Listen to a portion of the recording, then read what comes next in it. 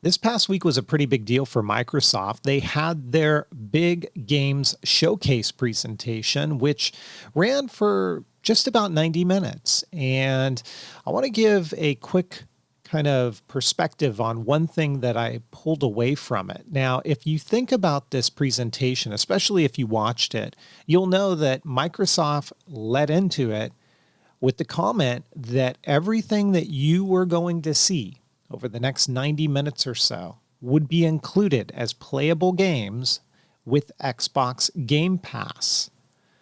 And that's a pretty big deal when you consider that titles like Halo Infinite were shown. They talked about the next iteration of Forza, Psychonauts 2, Destiny, and all of the upcoming content for Destiny 2 coming in November, as well as a few other titles like State of Decay and even Fable. And there were plenty more too mentioned, but to be able to say that everything that we saw in that presentation would become available on Xbox Game Pass is really quite telling about the direction that Microsoft is going. They're putting a big investment in their Game Pass service. Well, even about a week before this, I think it was, right around July 19th, I want to say, I saw news broke that the Microsoft Xbox Live Gold subscription, that if you want to play online and you basically want to get the best experience on your Xbox, you want to subscribe to Gold.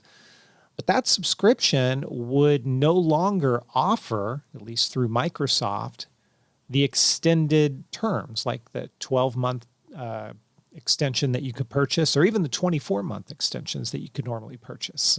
And I validated this. If you go online, you can only see now that you can renew for a month at a time or up to 3 months. Now, yeah, you can still go online and go to certain retailers and pick up a digital card for 12 or 24 months, but I would assume that those are on their way out too. So what does this tell us? Well, if Xbox Game Pass includes Xbox Live, that's the direction we're going. And it also makes me wonder if this is a big strategy moving forward with the Xbox Series X, because we don't yet know a specific release date. It's been hinted November of this year. It'll definitely be the holiday season of this year, but it's been hinted as November of this year. And we also don't know about the price. I know analysts are saying right around $499, but that's pretty consistent with console releases, at least from a PlayStation and Microsoft point of view over the past couple of generations. And so I really wouldn't be surprised if we saw that increase a little bit. I mean, you see this, and yeah, it's not an apples to apple comparison, but you see this with things like the iPhone and the iPads that are coming out, or just the natural progression of technology is driving the price up. So if that price does increase, how do you offset that? Well, if you think about buying a new console, what's one of the first things that you're going to do when you buy a new console? You're going to pick up a couple of games for it, right? I think it's safe to say that many of us in our console buying experience, you probably walk out of the store with at least a couple. If I think back to the times that I purchased my Xbox, my Switch, my PS4, I picked up at least a couple of titles to go with it. And at that price point, you're now paying maybe $60 a game. So you're looking at another $120. Well, if you can sign up for Xbox Game Pass at $9.99 a month, that's $120 a year. And you now have access to a bunch of titles, including some AAA ones right at launch. And how cool would it be, and also smart, if Microsoft threw in the box with the Xbox Series X a voucher that gave you a month for free if you were a new subscriber? Because then you go home with your new console, you have a month free of Game Pass to where you can play all of these games, and rightfully so, who wouldn't sign up at that point? So I think that's the strategy moving forward. And yes, it gets us more in the digital age, meaning you don't have a physical copy of the disc any longer. But while I was resistant to that at the beginning, I'm not so sure that I resist that thought as much. Now, if it's a game that I'm really into, and let's say they're going to release a special limited edition or, something that's going to come with physical goods with it, I'm a huge Destiny fan.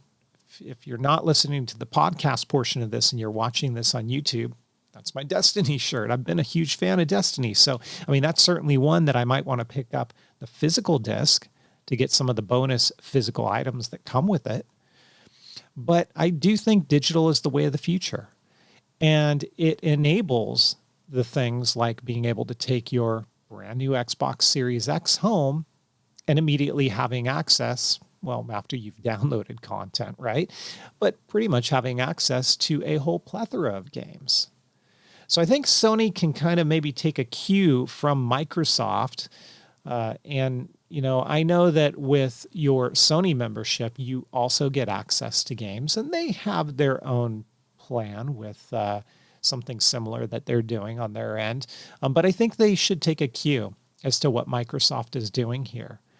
Because in the end, as gamers, we're all going to win. I have plans to pick up both consoles, the PS5 as well as the Xbox Series X.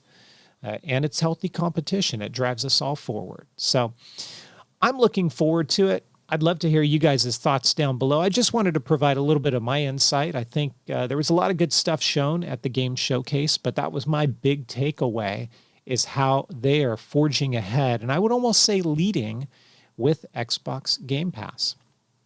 Let me know your thoughts in the comments down below. If you're watching on YouTube and you like the video, please give it a thumbs up. Don't forget to hit subscribe for even more content, and I will catch you guys next time. Take care.